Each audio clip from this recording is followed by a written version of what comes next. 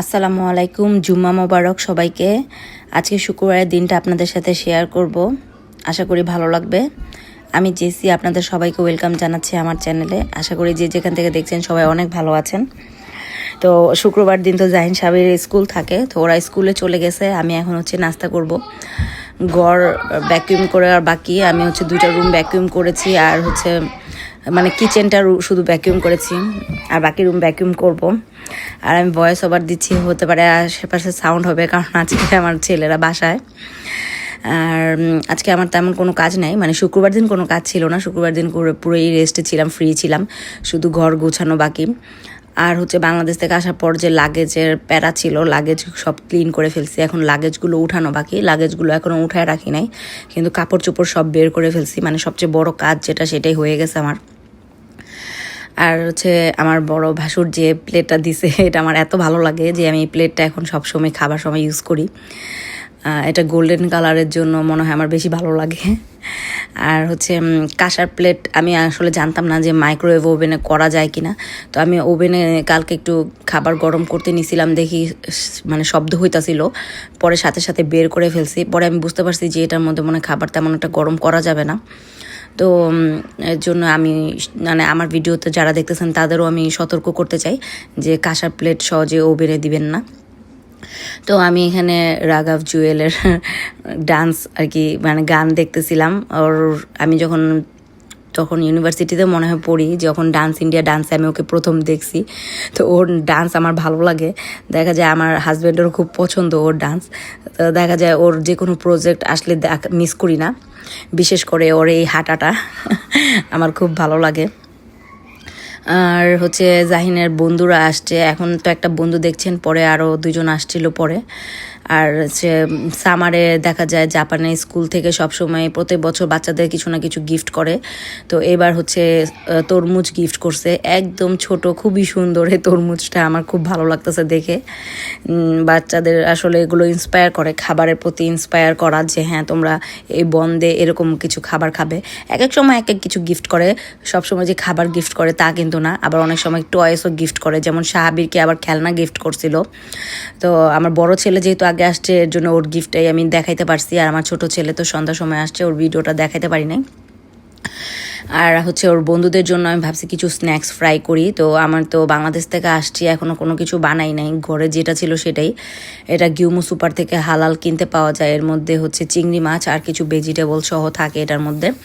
তো এটাই আমি ভাবছি ফ্রাই করে দিই। এটা কিন্তু অনেক মোটা, দেখা যায় ফ্রাই প্যানে 2টা দিছি, হয়ে গেছে, অনেক বড় বড় ছিল সাইজে। তো প্যাকেটের মধ্যে 3টাই ছিল, আর ওর ফ্রেন্ডরা আসছে 3টা, আমি ভাবছি 3টাই দিয়ে দিই।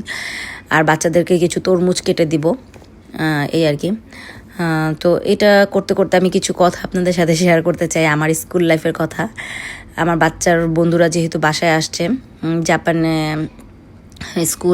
স্কুলে মানে ওরা বাচ্চাদেরকে কখনো বাইরে অন্য কারোর বাসায় ঢুকতে দেওয়া বা এরকম অন্য কোনো বাচ্চাদেরকে বাসায় ঢুকতে দেওয়া এরকম করে না জাপানিজরা। তো ওইখান থেকে আমি একদমই পুরা ভিন্ন। আমি বাঙালি মা হিসেবে দেখা যায় জাপানিজ বাচ্চাদেরকে অবশ্যই ওয়েলকাম করি আমার বাসায়, কিন্তু আমার বাচ্চাদেরকে কখনোই ওদের বাসায় ঢুকতে দেয় না। এটাই আসলে ওদের নিয়ম। ওরা বাইরে খেলতে দেয়, কিন্তু বাসায় আসতে দেয় না। এটাও বুঝি যে বাসায় আসলে দেখা যায় অনেক দুষ্টামি করতে পারে, নোংরা করতে পারে, এর জন্য হতে পারে দিতে চায় না। কিন্তু আমার চিন্তাভাবনাটা অন্যরকম। আমি ভাবি যে বাইরে অনেক গরম, ওই থেকে ভালো আমার বাচ্চা যদি এসির নিচে ওর বন্ধুদের সাথেই খেলা করে, সমস্যা কোথায়? এর জন্য আমি ওর ফ্রেন্ডরা আসলে কখনোই না করি না, যে আমার বাচ্চারা বাসার মধ্যে থাকুক, আমার চোখের সামনে থাকুক, ঘর নষ্ট করুক, তাতে আমার কোনো সমস্যা নেই, তাও আমার সামনে থাকুক। আর একটা কথা বলতে চাই যে স্কুল লাইফে আমি কখনো অন্য কোনো ফ্রেন্ডের বাসায় বা অন্য কোনো ফ্রেন্ড আমার বাসায় আসে নাই। স্কুল কলেজ সব পেরিয়ে যাওয়ার পর যখন আমি ইউনিভার্সিটিতে উঠেছি, তখন আমার বাসায় মানে ফ্রেন্ডরা আসতো। তো স্কুল লাইফে আমি কখনো এই জিনিসটা পাই নাই যে কোনো ফ্রেন্ডরা আমার বাসায় আসবে। তো এই জিনিসটা আমি সত্যি খুব মিস করি। তো আমার ছেলেদের মাধ্যমে আমি ওই জীবনটা আসলে আবার উপভোগ করতে চাই। ওরা এর জন্য কখনো কোনো বন্ধু আনলে আমি কখনোই না করি না, কারণ ওই সময়টা আমি পাই নাই। এর জন্য আমি চাই ওরাও যেন আমার মতো না হোক। আমার বাবা মা অনেক স্ট্রিক্ট ছিল, বাসায় কোনো ফ্রেন্ড আসতে দেওয়া বা কারোর বাসায় আমাকে যেতে দিত না। তো এর জন্য আমি চাই না যে আমার বাচ্চাদের সাথে এরকম হোক। এর জন্য আমি আমার বাচ্চাদেরকে বলি যে না, ঠিক আছে, নিয়ে আসো, ফ্রেন্ডরা আসলে কোনো সমস্যা নেই। এখন যে বাচ্চাটার ভিডিও করছিলাম এই বাচ্চাটা হচ্ছে ভিয়েতনামি, কিন্তু জাপানেই থাকে, এখানেই পড়ালেখা করে। ও হচ্ছে আমার ছোট ছেলের এইজেরই, ও হচ্ছে ক্লাস 2-তে পড়ে অবশ্য। তো আমার ছোট ছেলে তো কোচিংয়ে ছিল, যার জন্য ও এখনও আসে নাই, কিন্তু এই ছেলেটা আবার কোচিং করে না, এই ছেলেটা এখন আসছে ও বাসায়। তো ও এসে বলতেছে আমি তরমুজ খাবো। তাও আমার খুব ভালো লাগতেছে, এরকম বাচ্চা আমার ভালো লাগে যে বাচ্চারা আসলে খেতে মানে ইচ্ছুক প্রকাশ করে। তো এই জন্য আমারও খুব ভালো লাগছে ওদেরকে খাওয়ায়া।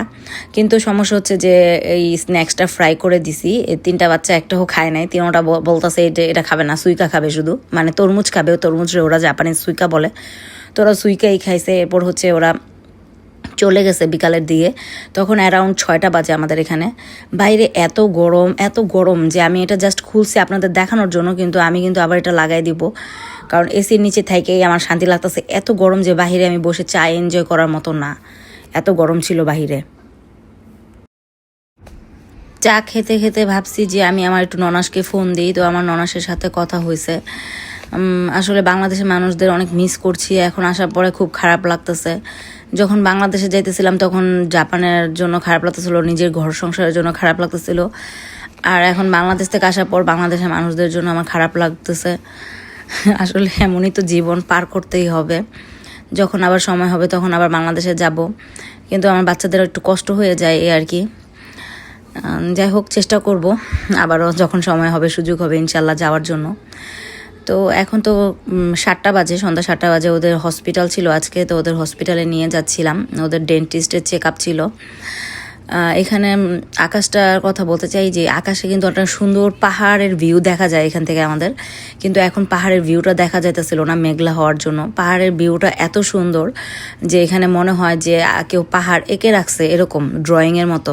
তো আজকে তো দেখা যাইতেছিল না পাহাড়টা, না হলে অবশ্যই ভিডিও করতাম। আমি তো ভিডিও করছিলামই আসলে এর জন্যে, কিন্তু পরে দেখি না ভিউটা দেখা যাইতেছিল না। পরে আবার কখনো পাহাড়টা দেখা গেলে আপনাদের দেখাবো, কারণ পাহাড়টা দেখতে এত সুন্দর লাগে, মনে হয় পাহাড়টা কেউ এঁকে রাখছে এরকম। তো আমরা কথা বলতে বলতে তো ডেন্টিস্টে এসে পড়েছি। এই হসপিটালটা এরকমই, মানে বাচ্চাদের জন্য খুব সুন্দর খেলার জায়গা রাখছে, বা এটা তো বাচ্চাদেরই ডেন্টিস্ট। তো বাচ্চাদের আসলে আকর্ষণীয় করার জন্য এখানে কিছু জায়গা রাখছে, যার জন্য ওরা খেলতে চায়, এখানে আসতে চায়। সব ডেন্টিস্ট হসপিটাল যে আবার একরকম হয় এটা না, তো এক এক হসপিটাল এক এক রকম। এখানে আবার হচ্ছে খেলনার ব্যবস্থা আছে, যে আপনার বাচ্চার যখন ট্রিটমেন্ট শেষ হবে তখন ডাক্তাররা ওদের কিছু টাকা দেয়, টাকাটা হচ্ছে কাগজের, ওই টাকা থেকে ওরা চাইলে কিছু টয়েস কিনতে পারবে, আবার চাইলে ও টাকাটা ওরা জমাইতে পারবে, জমানোর পর অনেক টাকা হওয়ার পরে ওইটা দিয়ে বড় গিফটও কিনতে পারবে। তো দেখা যাক আজকে জাহিন সাহেব কী করে। তো জাহিন সাহেবের ওরা তো 3000 করে ইয়েন পাইছে দুইজনে, 6000 ইয়েন, তো যার যারটা আলাদা আলাদা। তো ওরা দুইজনের টাকা জমায় রাখছে যেন ওরা বড় গিফট কিনতে পারে। আসলে আমি বলছি যে টাকাটা দিয়ে এখন কোনো টয়েস কিনো না, কারণ এই ছোট ছোট টয়েসগুলো নিয়ে যায় গাড়ি পর্যন্তই, বাসায় নিয়ে আর খেলে না, এরপরে কিন্তু ফালায় রাখে। এর জন্য আমি বলছি যে এর থেকে ভালো একটা বড় টয়েস কিনলে ওটা নিয়ে যেতে পারবা, অন্তত খেলতে পারবা। মানে গাড়ি পর্যন্ত বলতে গাড়ির মধ্যেই ফালায় দেয়, ছোটোখাটো জিনিস তো আর চোখে পড়ে না, গাড়ি কোথায় পড়ে থাকে আর চোখে লাগে না। এর জন্য বলছি যে কয়েনটা জমাও, টাকাটা জমাও, তারপরে হচ্ছে একবারে বড় কোনো গিফট কিনে দিব। তো এর জন্য আর কি ওরা আজকে টাকাটা জমায় রাখছে, এরপর দেখি নেক্সট আবার ডেন্টিস্টে আসলে দেখি কত ইয়েন পায়। তো এখানে আসার পরে তো জাহিন সাহেবের খেলা শুরু হয়ে গেছে। আসলে ওদেরও সময় কাটতেছে, যতক্ষণ আমরা বসে থাকবো ততক্ষণ হচ্ছে ওরা একটু খেলুক, না হলে তো ওরাও বিরক্ত হয়ে যাবে এসে বসে থাকতে থাকতে। হসপিটালে অনেক হসপিটালে যে বসে থাকলে বিরক্ত হয়ে যায়, কিন্তু সব হসপিটালেই আবার দেখা যায় এরকম কোনো খেলার ব্যবস্থাই থাকে, যার জন্য বাচ্চারা আর তো বিরক্ত হয় না। তো আমরা এখন বাসায় চলে যাচ্ছি। বাসায় যাওয়ার সময় দেখি একপাশে পুরা মেঘলা হয়ে গেছে, আকাশটা অনেক সুন্দর লাগতেছিল, কিন্তু মেঘলা হওয়া সত্ত্বেও ওইরকমভাবে বৃষ্টি হয় নাই।